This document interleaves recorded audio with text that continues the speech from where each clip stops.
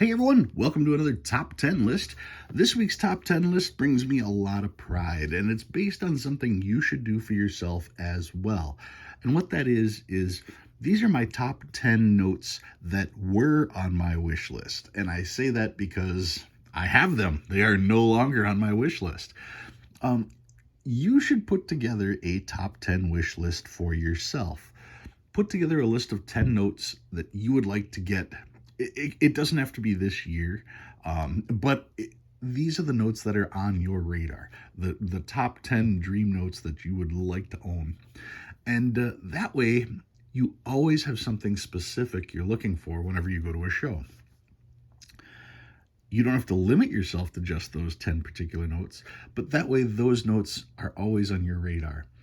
And so what I've got is notes that were on my top 10 lists at some point or another, but I managed to check off of the list.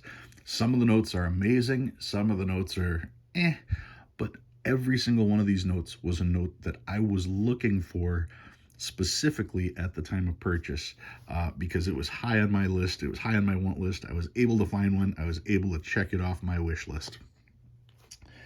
I do have a couple videos showing wish lists or impossible notes, things like that. And you can see in the past where these particular notes were. But anyway, here are my top 10 notes that are no longer on my wish list because I finally acquired them. Number 10. I did not have one of these, as simple as this may seem. This is a Type 2 national banknote. You can see Bank of America, National Trust and Savings.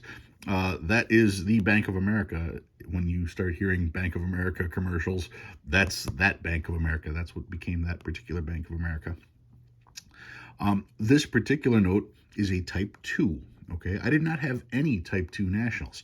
What's a Type 2 national? Well, a Type 2 national, I believe, was printed in 1933. They were only out 1933, 34, 35. Type 1s came out in 1929. So you can see on this one, it does say series of 1929, but by being a Type 2, I know that it was printed a little bit later than that, and it's graded. Now, the Type 2 portion comes right here.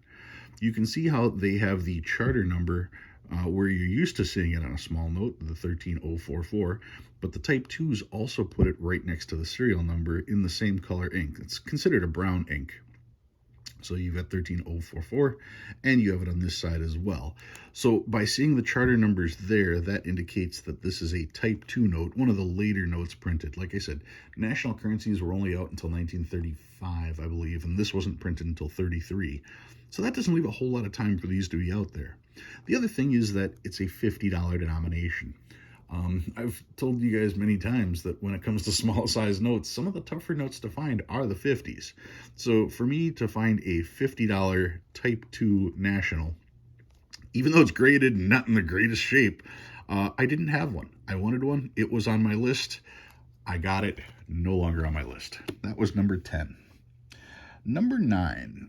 Continuing on the nationals theme, this was a national note from my town, Kenosha, Wisconsin. I saw this note years ago, and I knew that he had it overpriced, but that's what happens when you get nationals locally. You're always going to find that a national banknote in your town, of your town, is going to carry a premium. Anybody would have done better to try to find this outside of Kenosha, and they wouldn't have seen that $600 note, or $600 price. But that didn't change the fact that I watched this note sit in the case for years and went, oh, I'd love to have that. I just knew I wasn't going to pay that price. So eventually I said to the dealer, I said, well, you've had this note for a while, and you've got others. Would you take this? And I made him a reasonable offer, and he accepted it. So after sitting on this note for 2 years, he finally let it go, and I was able to acquire it. So yeah, a national bank note from my town. That should probably be on your list too, as far as wish list notes go. But I was able to check this off of the wish list because I now own it. My 1907? Let's see, 1902. There it is, series of 1902. That's number 9 on my list. Number 8. Another national banknote, national currency. This one is Merchants National Bank of Aurora, Illinois. Aurora, City of Lights, Wayne's World, if you're old enough. This particular one's in decent shape. It's got a little bit of rust down here on the bottom. But I did not have a $100 national. Now, this one, you can see compared to this one, is a Type 1. So I've got a Type 1 and a Type 2 side by side. Type 1 has the charter number here, just a serial number. Type 2, charter number, charter number. So there's the difference between Type 1 and Type 2. But like I said, I did not have the $100 denomination. I wanted to get one because that means the only small-sized $100 note I am missing is the $100 gold certificate. Other than that, I've got an example of every single other one. I suppose I could get a Type 2 as well. That would, I guess, count as another one. But I've got all the other small-size 100s in my collection, so that's why that was on my list. And once again, I get to check that one off at number 8. Number 7. One of the more fascinating notes to me, this is the $500 Confederate States of America note, 1864 $500 note. The fact that this was from the Civil War just amazes me. I don't know why I always find these more striking than other notes. They're very cheaply made. They're done on rice paper because they just didn't have the printing quality, considering they were at war at the time. It's fully understandable. But you've got actual signatures. You can look and see that the signatures are oxidizing, rusting, you could say. You can see the black ink that they used to print the notes, and yet how the signatures have this orange hue. That's because of iron in the ink causing it to rust. This particular one does have this little bit of a stain here. I was just always fascinated by these particular notes. Not much on the back of this one, other than the signature starting to bleed through. But yeah, I always wanted one of these. Whenever you can get a note for under face value, I find that amazing as well. This is a $500 note. He had $510 on it, but I didn't pay anywhere near that. Still, a $500 note graded from the Civil War.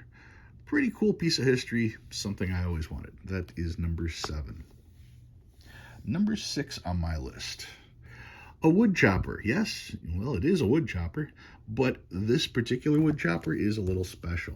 You'll notice in the back, if you look real close, the C is broken, or the U is broken. This is the public error.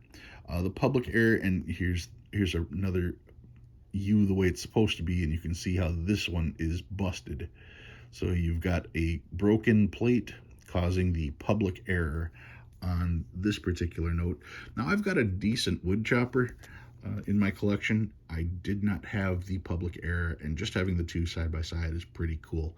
So I had always had my antenna up looking for one of these. I was able to score this one, and glad to have it. It was always excited to get a public error wood chopper. So that is number 6. Yep, number 6. Number 5 on my list. This was always on my list, and not even the particular denomination. It was simply this type. And not only did I find one, I got one that was graded. So I was very impressed by that. This is an 1869 $1 legal tender. And did I want this particular note? Not necessarily, but I did want a rainbow. The 1869 series had this rainbow pattern, the blue fading into the green. Then when you compare that to the paper and then the red, you just have this cool rainbow effect. Now, some people are quick to point out, oh, it's a star note. Well, no, all of the notes were printed with a star at the end. They just used that as a designation to mark the end of the serial number. My 1869 $1 legal tender, it is graded 25, which is pretty decent. And when you consider the creases that are in it, I'm amazed that it got that kind of grade. I'm not complaining. It does have stained, because there is a little bit of a staining here on the back, but nonetheless, still a very cool note to have. I never figured I would have one of these in my collection, because these can get really expensive real quick. I want to say I paid a little over $800 for this particular one. The price wasn't the tough part. It was finding the note. It's easy to save money. It's harder to find the actual note. And that's the thing with collecting currency. There's not enough currency out there for everybody to have one. And that's why currency values are going up as much as they are. And, well, the more people that get involved, the higher the prices are going to be, because there just isn't the number of notes out there. So that is number 5. I'm going to put that over here. 10, 9, 8, 7, 6. Number 5. All right, number 4. The only reason this one is as low as it is the condition. This is my $10,000 gold certificate. When I first heard of this note, I considered this an unavailable note, unachievable note. It was in the ranks to me of the grand watermelon, just a note that you're not supposed to be able to own. When you consider that there was only somewhere in the neighborhood of 400 of these thrown out of a window, there aren't many to get. They're just not out there. My particular one is damaged by fire. It also has a little bit of water damage. It's because these were thrown out of a 6th-story window of a burning building. They were all redeemed, so it's not worth $10,000, but they're just not supposed to exist. Because they were all redeemed, you couldn't get one any other way than unless it was thrown out of that window. And like I said, only about 400 made it. So I always considered this an unobtainable note, and yet I obtained one. So I am quite proud of this one. That is number 4 on my list. And the only reason it's only number 4, well, you'll see. I went with condition overall as for these top 4 because they're all doozies. Number 3, I got a $5 Morgan back. $5 silver certificate, $5 Morgan back. This particular one, not in the greatest of shape, but I got one, and that's the thing. On the back, you've got 5 Morgan dollars. This is the first note to ever have "In God We Trust" on it, and it has that accidentally because it's on the back of the coins. "In God We Trust" didn't show up on our actual currency until the 1950s. It's been in our coins forever, so our currency has been constitutional a lot longer than our coins have, which is kind of funny since everybody's always yelling about silver. But this is a silver certificate. Now, when I say it's not in the greatest of shape, it had been cleaned, and that's why the seal itself is kind of blurred off of it, and it's actually been patched. There's a hole right here. You can just barely make out that hole, and the patching is pretty incredible because they also have it colored on the back so you don't even notice it. So yeah, at a glance, it looks decent. And considering that in 65, these can go for about $40,000. I never expected to own one of these, but I stumbled across this one, and that was good enough for me. I've got one in my collection. Very few people can say they've got one of these. I've got one. That's why it's in my list, and that's why it's number 3. Number 2, and the only reason this is number 2 is because the top 2 notes I have are both graded, and I had to pick one, and this one has the lower grade. That's the only reason that this isn't number 1. It is my Lazy Deuce, 1865, right? August 15th, 1865. Lazy Deuce National Bank note, the American National Bank of Providence, Rhode Island. The Lazy Deuce, of course, because the deuce is laying on its side. One of the most iconic notes out there. It is one of the top 10 notes of the top 100. In fact, I believe it is the highest number that is attainable. The only notes above this are the Grand Watermelon, which is a $1,000 note worth roughly $3 million, and another $1,000 note or a $500 note. It's a ridiculously expensive note. So even though this one is also fairly expensive, it's still a few $1,000s. It's not $3 million, so it is attainable from that particular aspect. Taking a quick look at the back of this one as well. The Lazy Deuce, one of the harder notes to acquire. It does sting when you put out the cash for it, but in the long run, I am glad I did because, well, look at that lineup right there. That's pretty impressive. Number 1 on my list, and like I said, I could have gone either way between this and the Lazy Deuce. The only reason this one won is because it has the better grade. This is my poker chip, my 1923 $10 legal tender. The poker chip note right here, taking a look at the back, that's why they call it the poker chip. Very, very, very impressive notes. You get the 2 big old poker chips on the back like that. This is a very tough note to acquire. There aren't many to be had. This one graded as a 20. Probably got a really good grade at 20.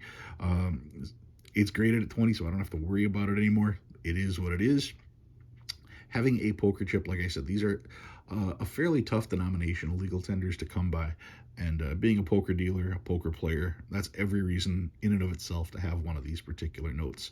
That was number one on my wish list. So yes, that's my top 10 wish list notes. Like I said, all of these were on my wish list at one point, and of course, I had worked to get them, and now I've checked them off.